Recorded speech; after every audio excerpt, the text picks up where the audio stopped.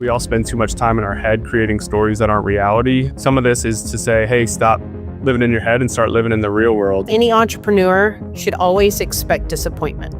And you should get really good at it because you will get disappointed over and over again. Failure is not an option. It means that if I don't know something, I need to learn something. It was either you start a business tomorrow or you don't see your clients anymore. It's funny to go back to those humble beginnings and remember, I didn't know what I was doing. Mysterium tremendum. It's when you're both excited and petrified at the same time. And like that space is like where a lot of like good things happen if you're willing to lean into it.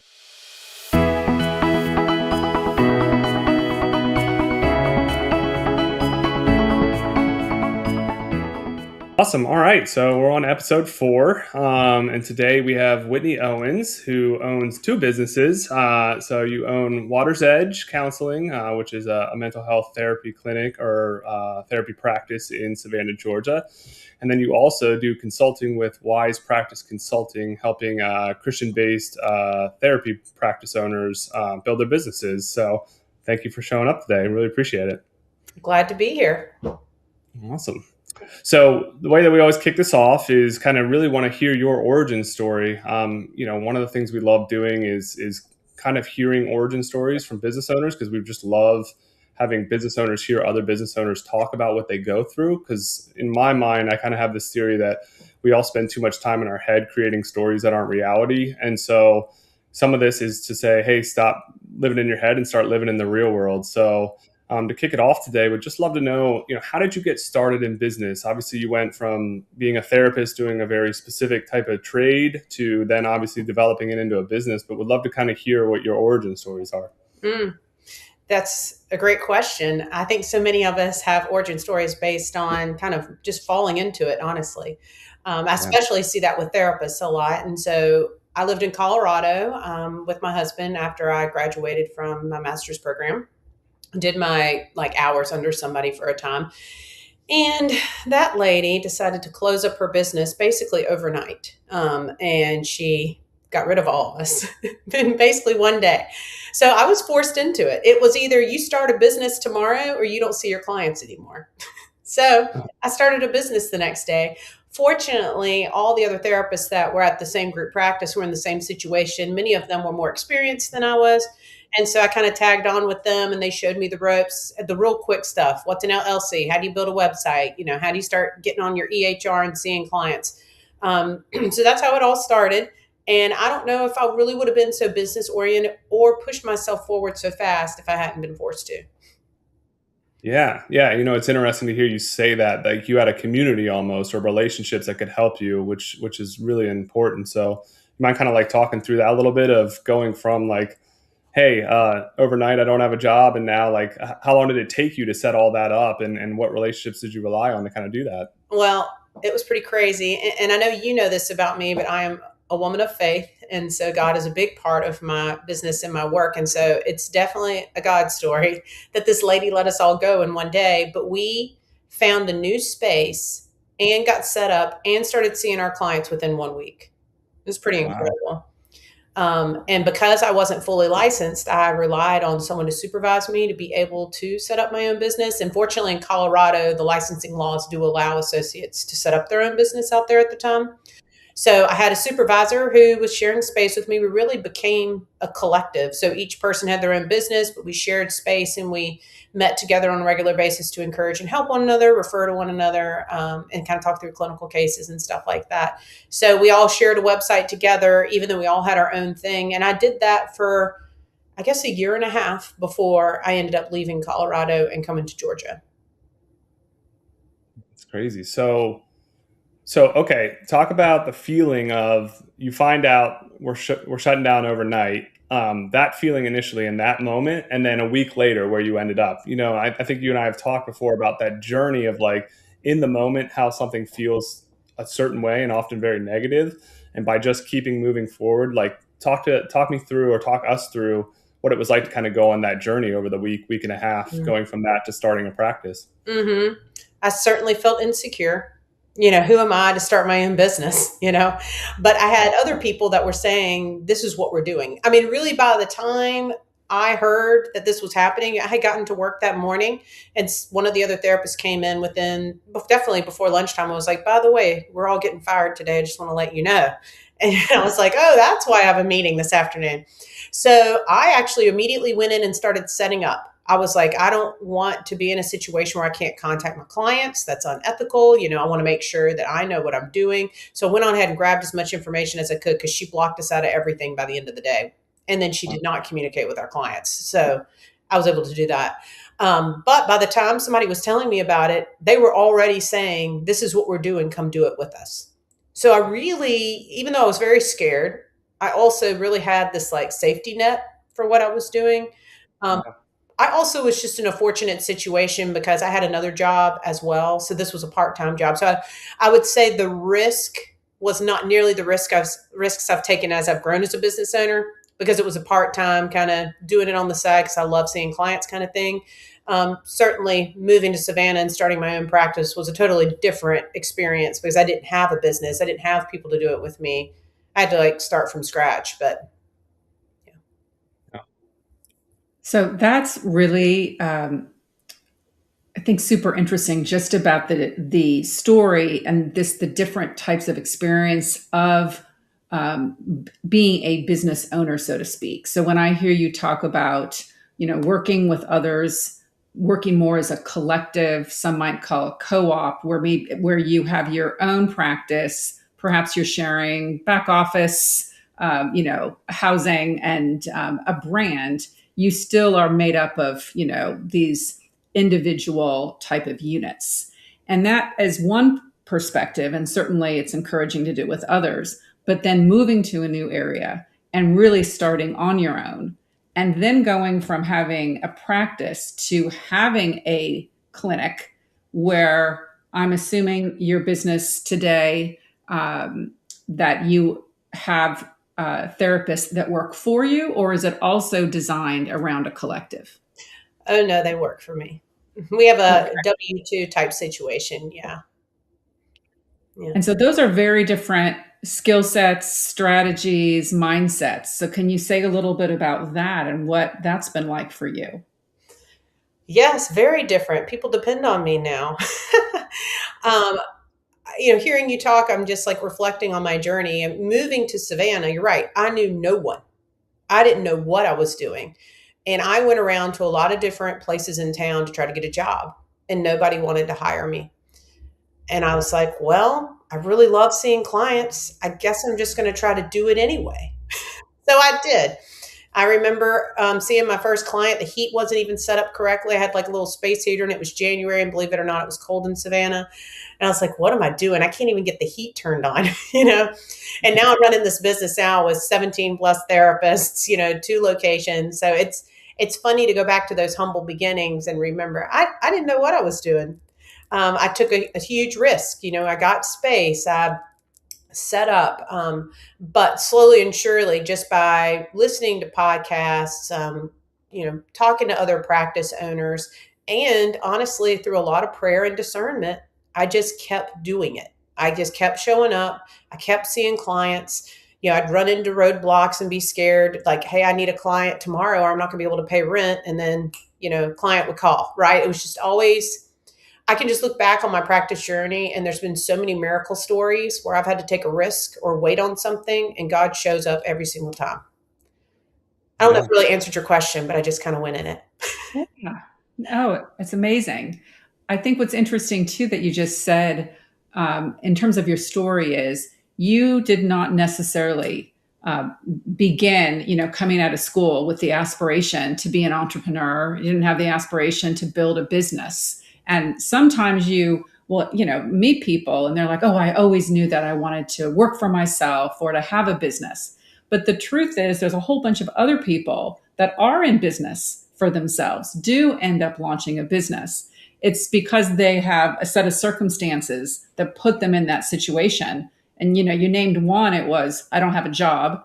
And two, you moved to a new area. And even then you looked for a job and you couldn't get hired anywhere. And so the option was, well, I need to start something then. And Yeah. so then from there you come, to grow a business. And again, it doesn't always mean that it's because that's what the dream was.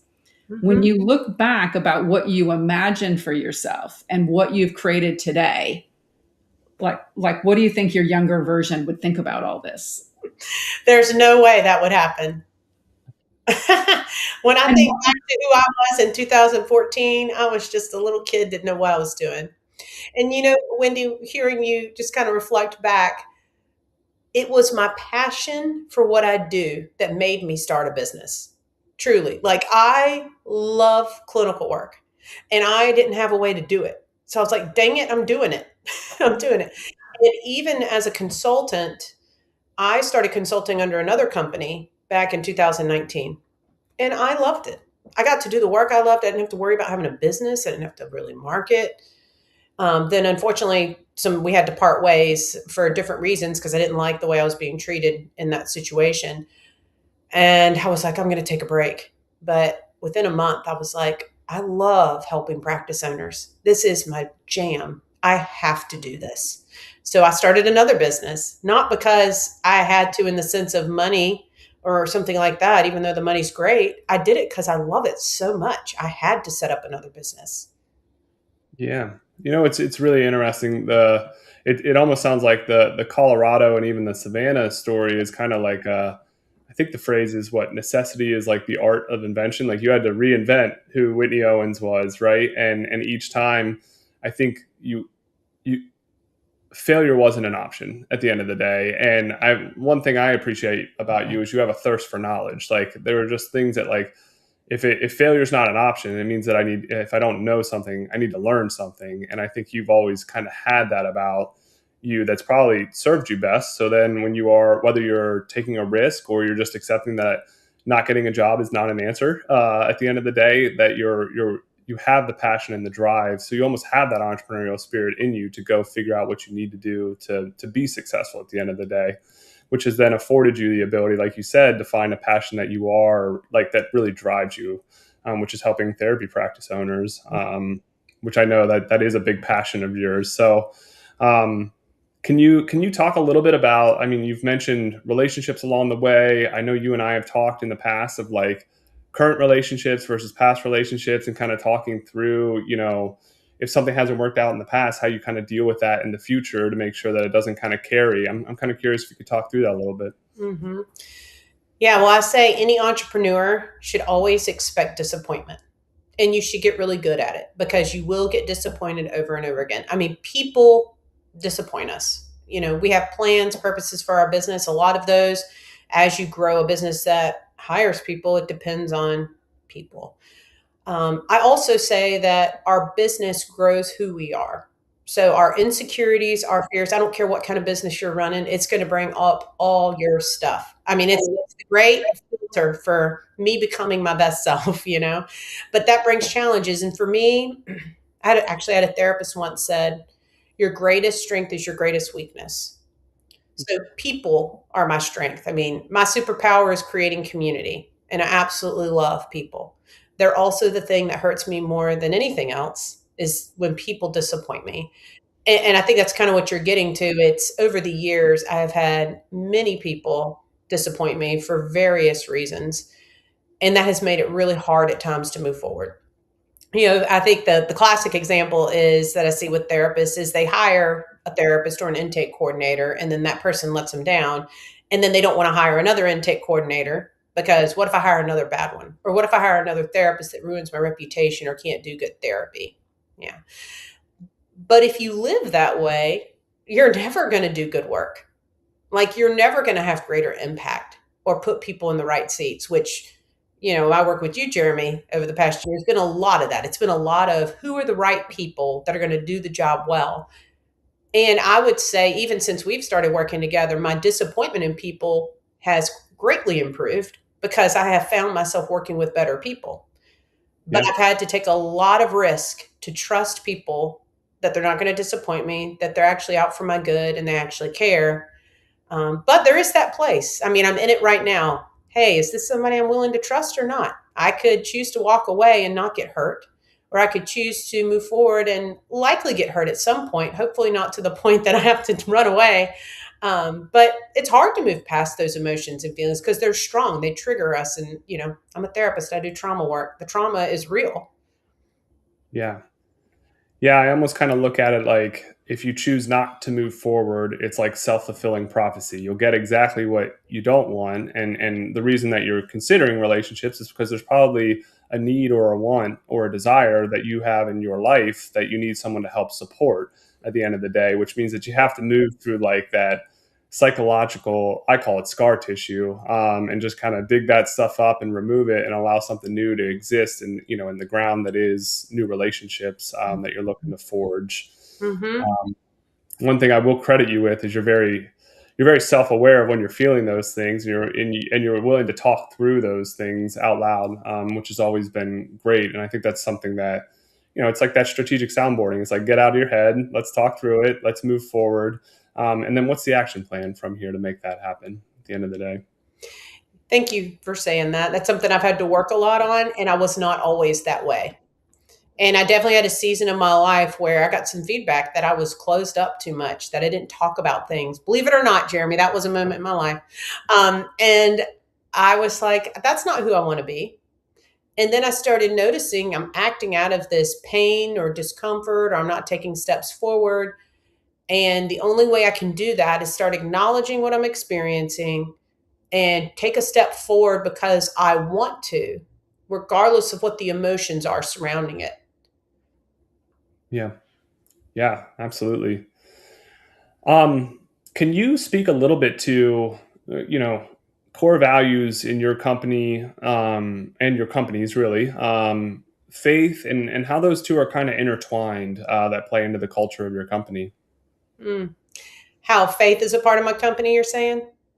Yeah, well, and we've talked before about like core values, like how has that been in creating a culture of people that are aligned, right? If we have everybody rowing in the same direction, it's a lot simpler to get where you're going and a lot more fun, all sorts of positive things.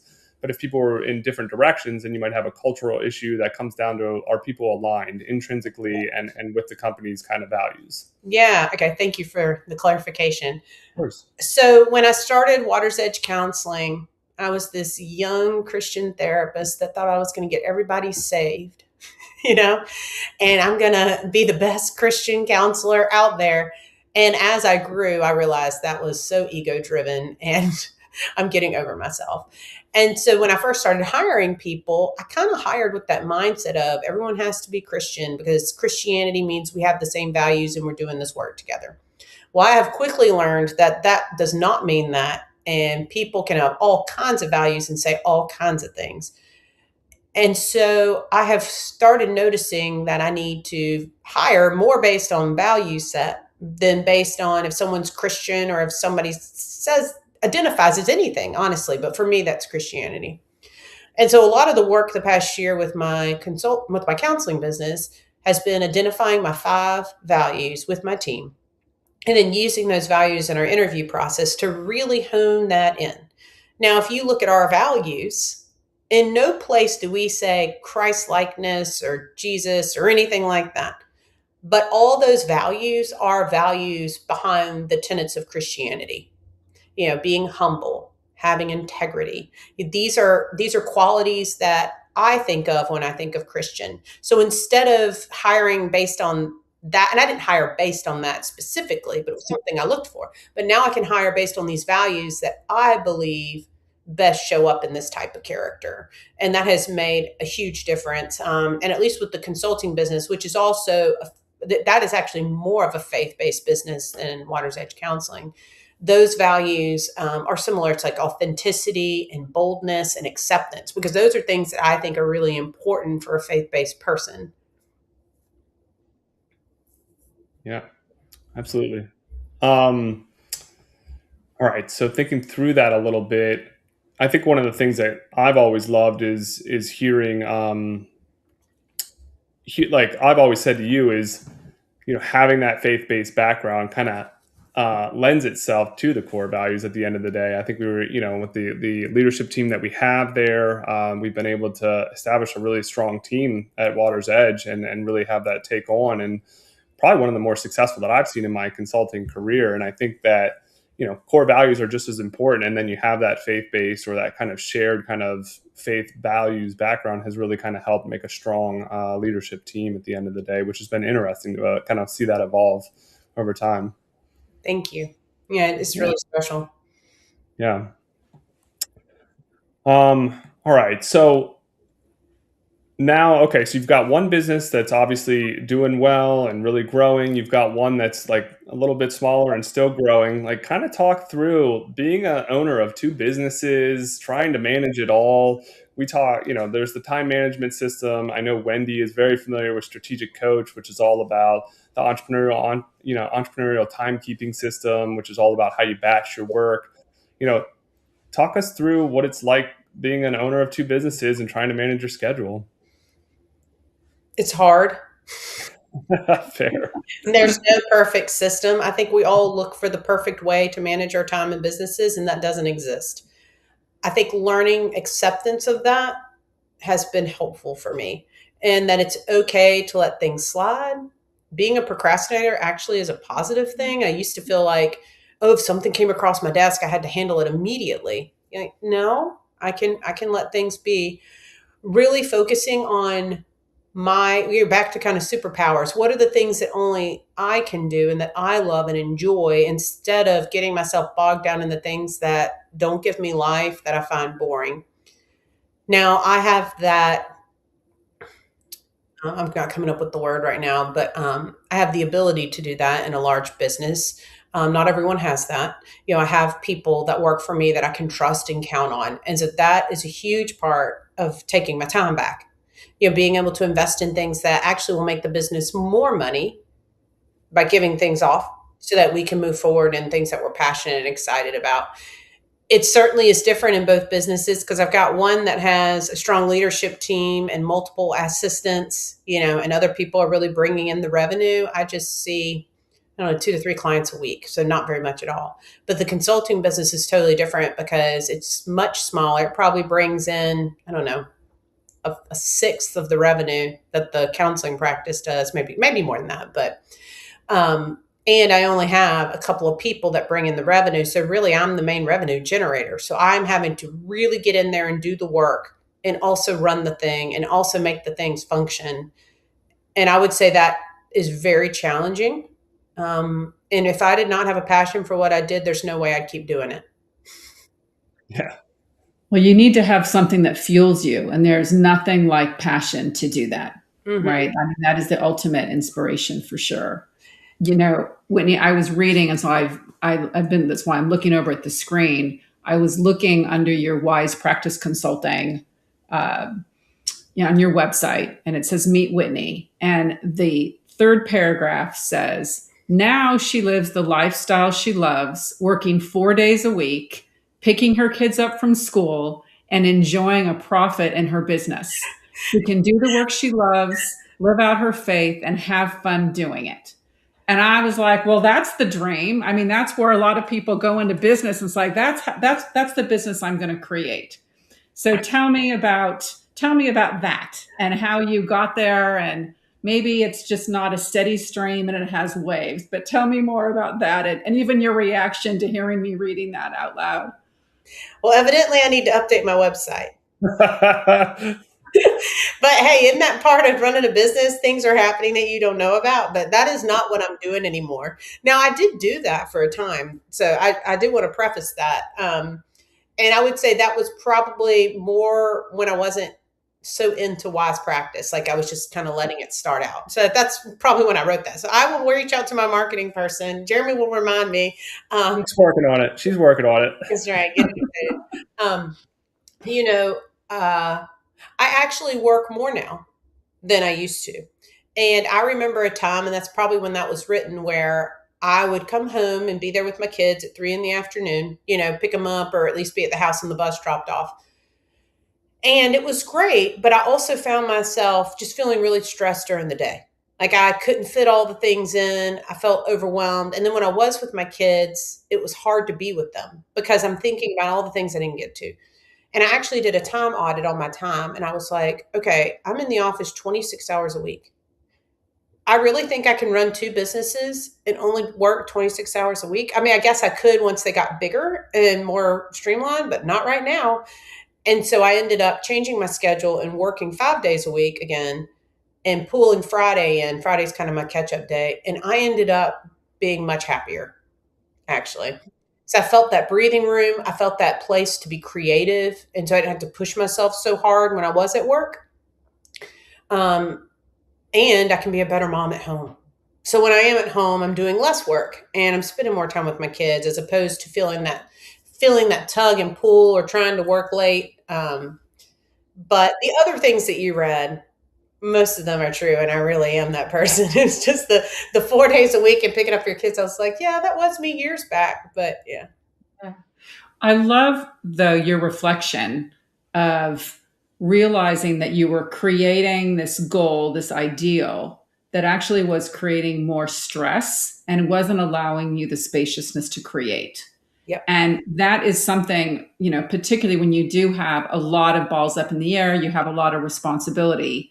It's easy to get caught up of just trying to get those things done. And there isn't a lot of strategic, time or reflection time, or let's take a step back and look how things are going. What's my relationship to all of this? What could be better? Yeah. And it sounds like you gave yourself some breathing room, and then you could be more present when you were at home versus trying to do two things at once, which I think a lot of people can relate to. I certainly relate to that, and really feeling like at any given moment, I was failing someone. Mm-hmm. So I was either leaving too early, leaving too late, trying to sacrifice sleep. I remember getting up at 3 a.m. or 4 a.m. for work before the world woke up, because at least then I could focus and there wasn't my sense of responsibility for responding to everything. And, you got to kind of find your way. So, but I appreciate that, and do you find that you have to also counsel your business owner clients and, in terms of how to go about building it and also their relationship to time and resources and everything else? Definitely.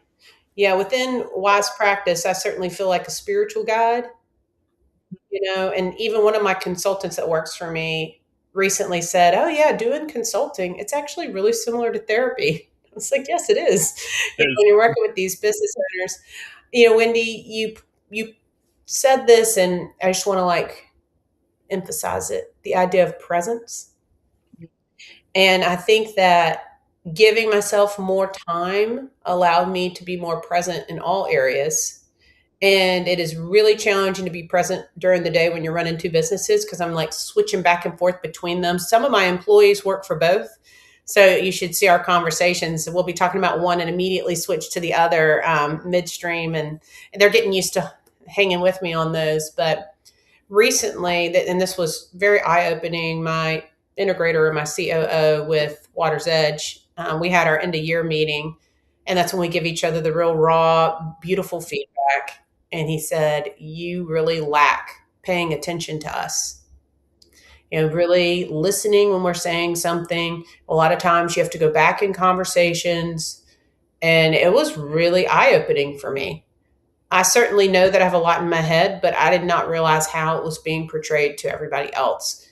And so coming into this year, my word has been presence.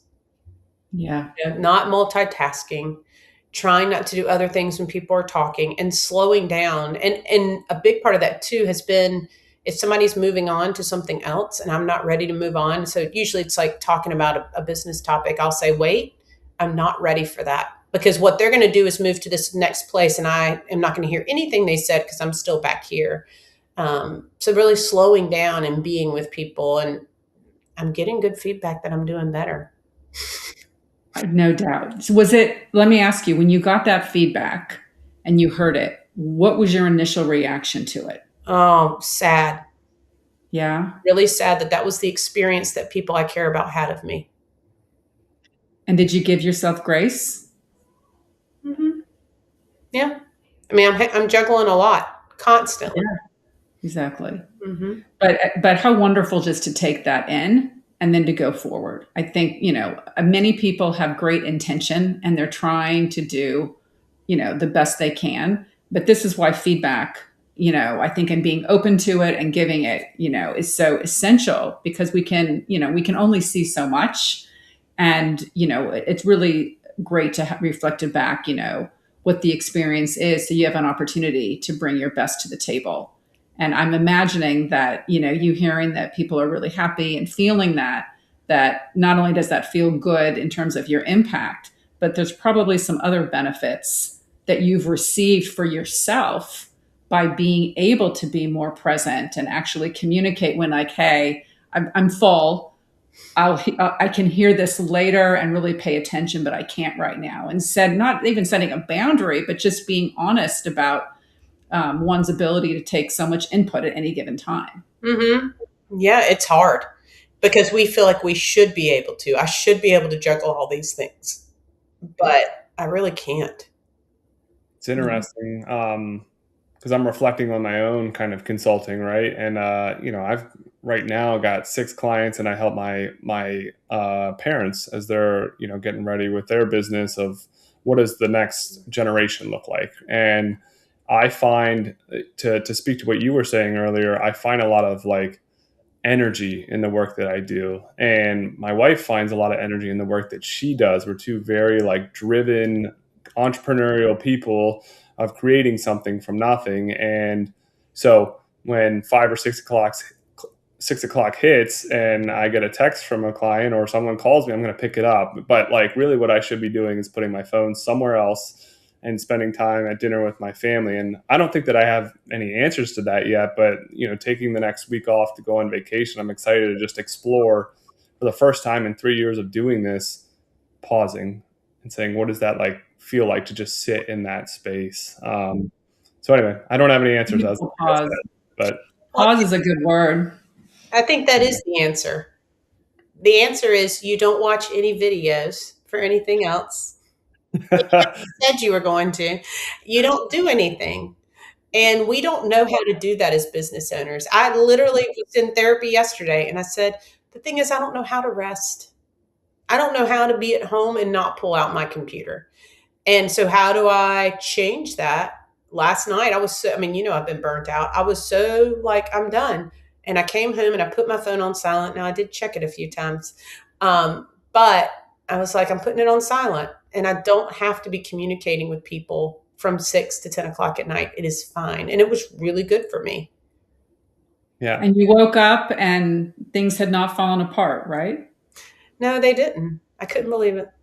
My husband might have snored all night. I was like, I need sleep. But, it's all part of it. And, always growing, right?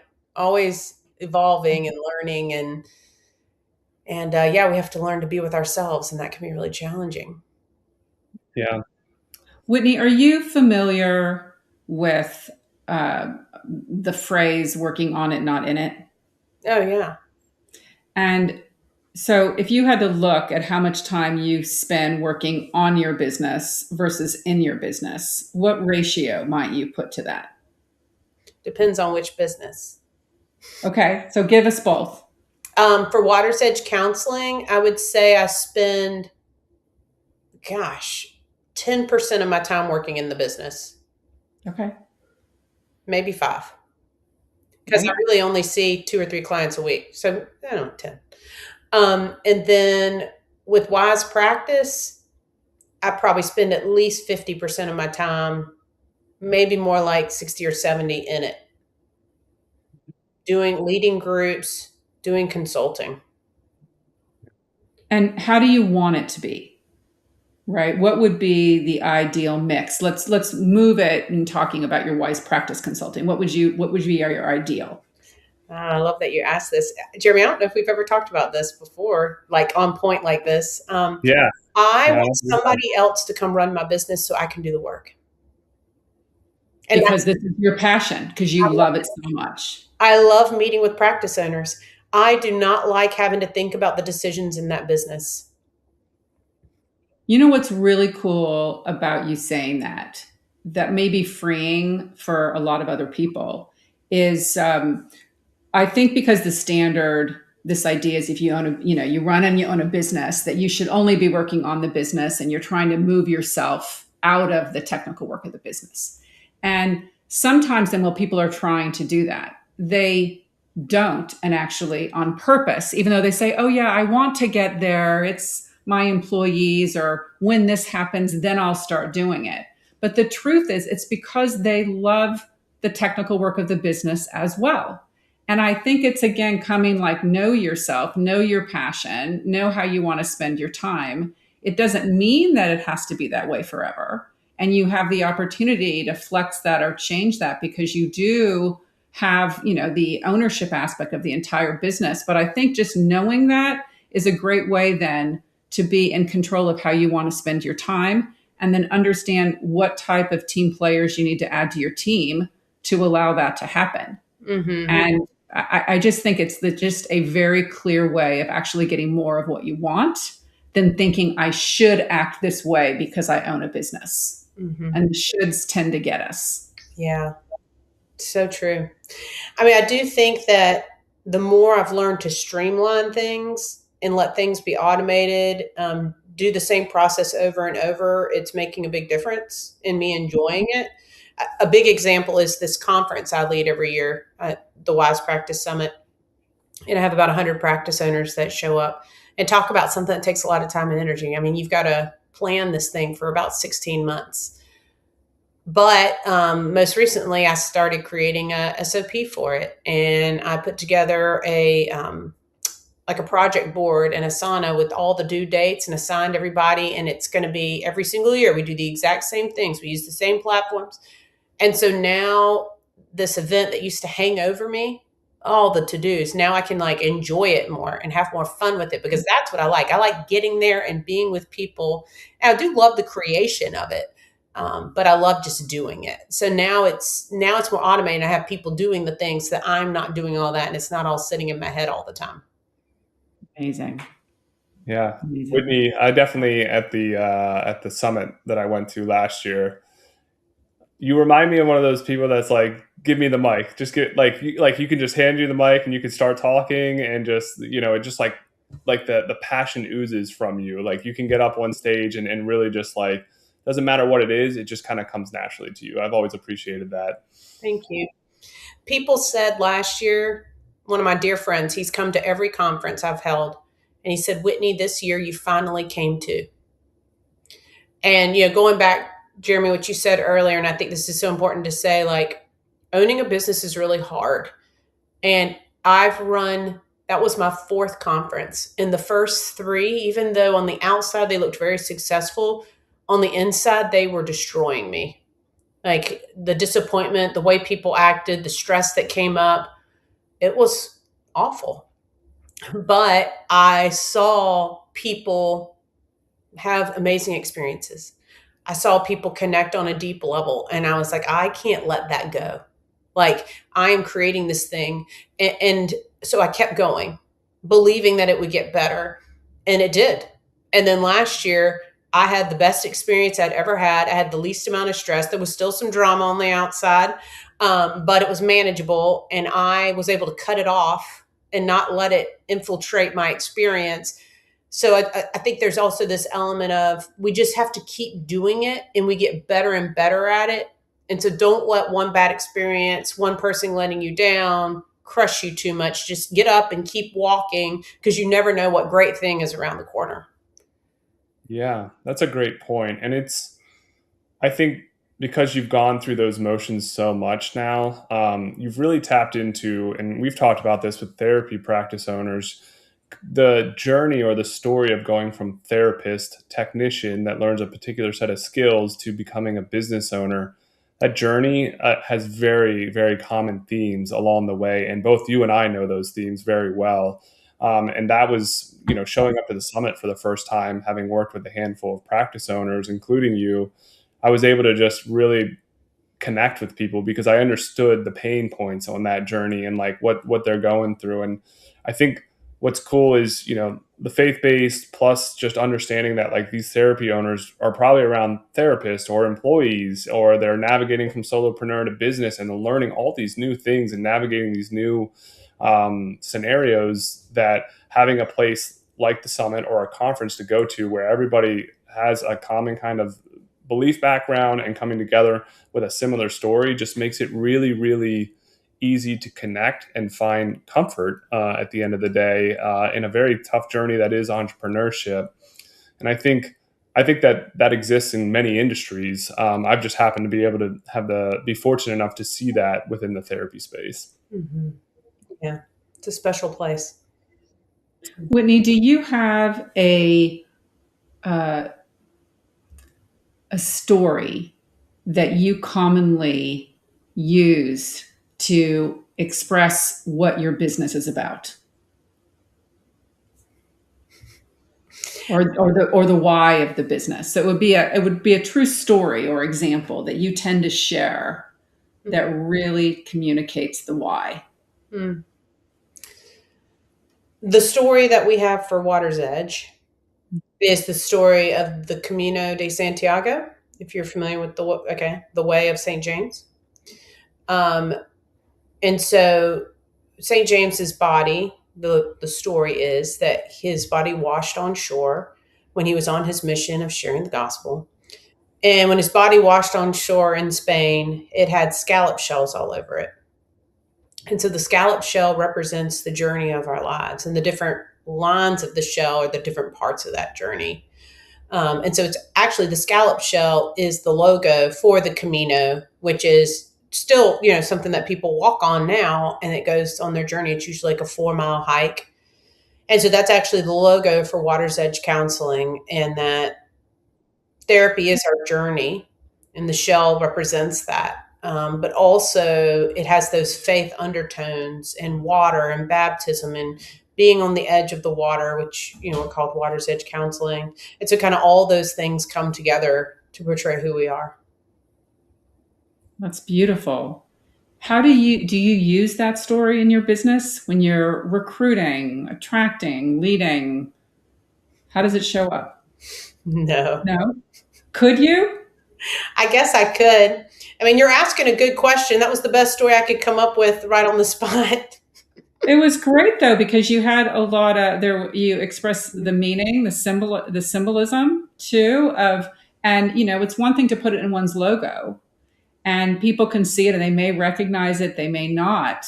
But when you think about your brand and you think about the therapist you would hire, having someone lead the business, and even those that then you're serving at the same time, there's probably a lot of meaning, and that is so relatable. And storytelling is just so powerful to express all the values. We can name values, but how do we actually, live to those values? And what are the stories that people can feel the emotion about versus trying to explain it? And I thought when you were sharing it that, it really made me even feel more drawn to your business as a result. But it feels like, gosh, whoever's running that business, for you to spend more time in your other consulting business probably needs to lead by that as well, because that would be your common thread and fabric that then could help make decisions and also, connect people.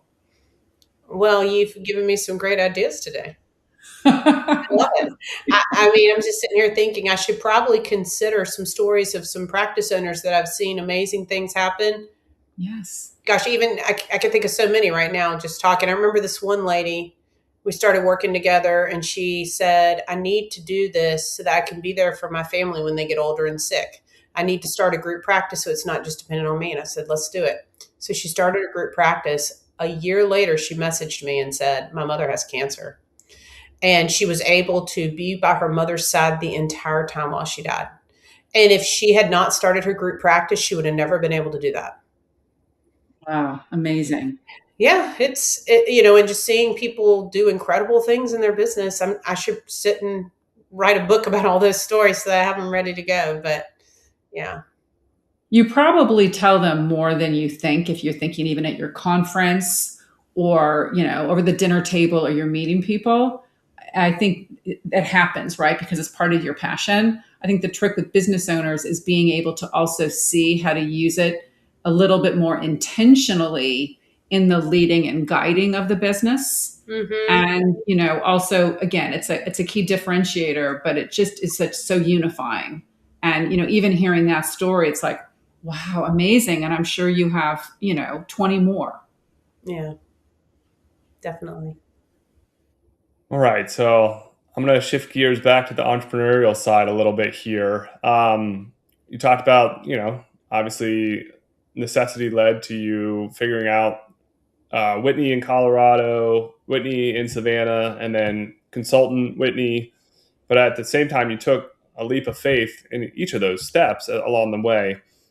You're about to take another big leap of faith with Water's Edge. Can you kind of talk us through that of looking at specifically a different building and what that journey's been like for you? Well, I have been space has always been a thing. When you grow and you're like, how do I get more space? What do I do here? And I can tell you so many stories where, again, God showed me a space and it happened. I mean, we needed more space and I was waiting and all of a sudden the downstairs opens up.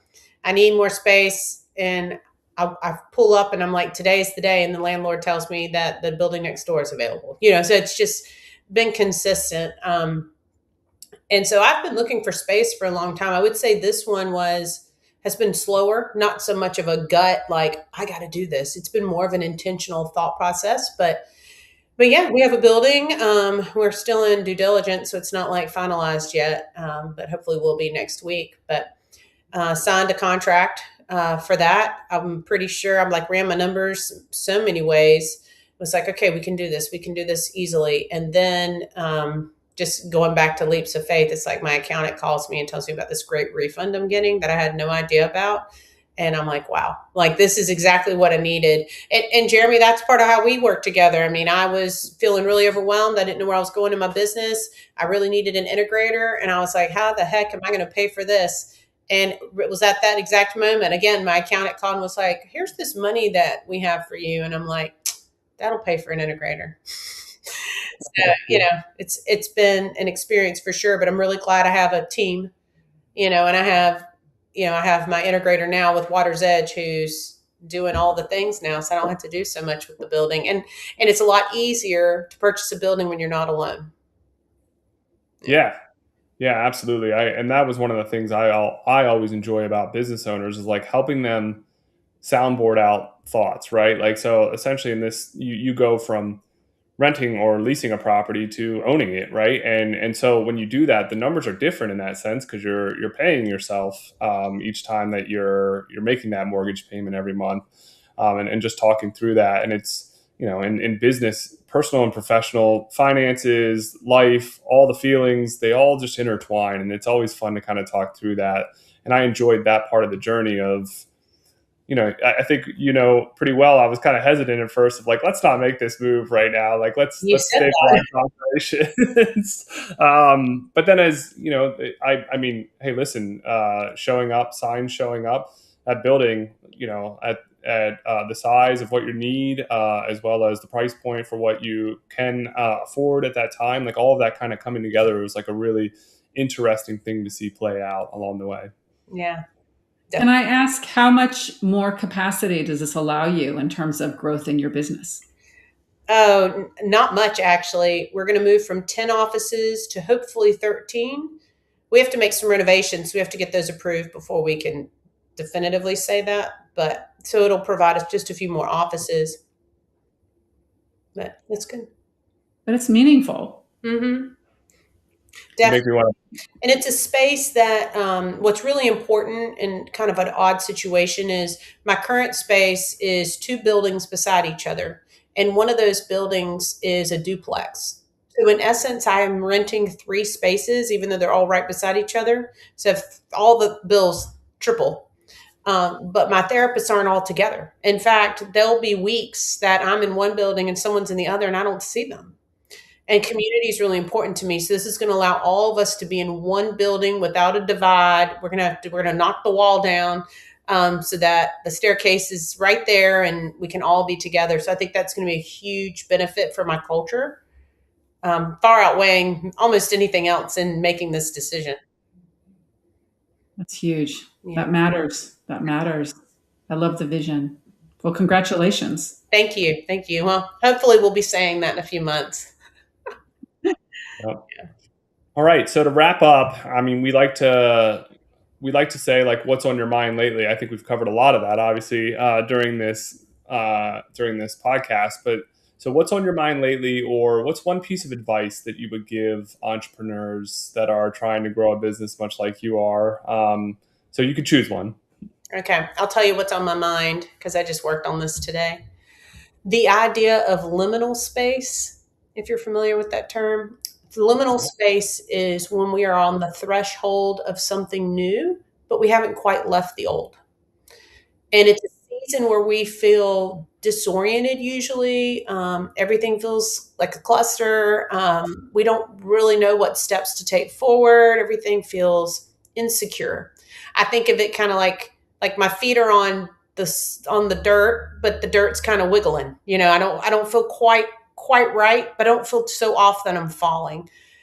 And so threshold is a great way to think about it. I mean, I'm in one room and I'm moving into the next room. I don't really know what the next room entails, but I feel it in my soul.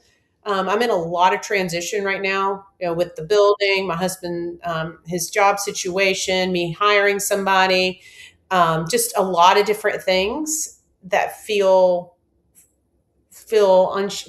shaky. But the most important part is the work within me. So like I can sense that I am growing and developing more as I'm making these steps of faith, trusting something greater than me. And so I'm kind of making my way. So the liminal space has been really sitting with me lately and just accepting it. Like we don't like feeling out of control. I mean, it's an out of control feeling. I want to stand on solid ground, even though I have a lot of solid ground. It doesn't feel solid within me. But this is what I need to go through to get to the next level. So it's an exciting time. It's a scary time. We want to push through these moments, but don't do it because there's something that needs to happen within you. And really, if we ignore it or push through it, it actually makes it take longer. Just accept it.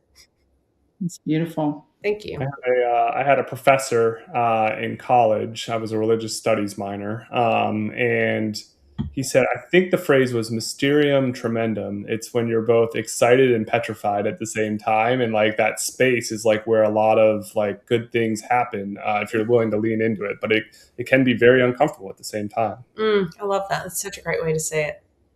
Yeah. Well, Whitney, thank you so much for joining us today. I really enjoyed the conversation. Yeah, well, it's been my pleasure. Of course, I always enjoy talking with you and Wendy. It was really nice to meet you. And this has been such a lovely conversation. My goodness. I'm so excited about all the things that you're doing and what you've created. It's a great story and, continued success and, the acceptance. A lot of wisdom shared today. Thank you.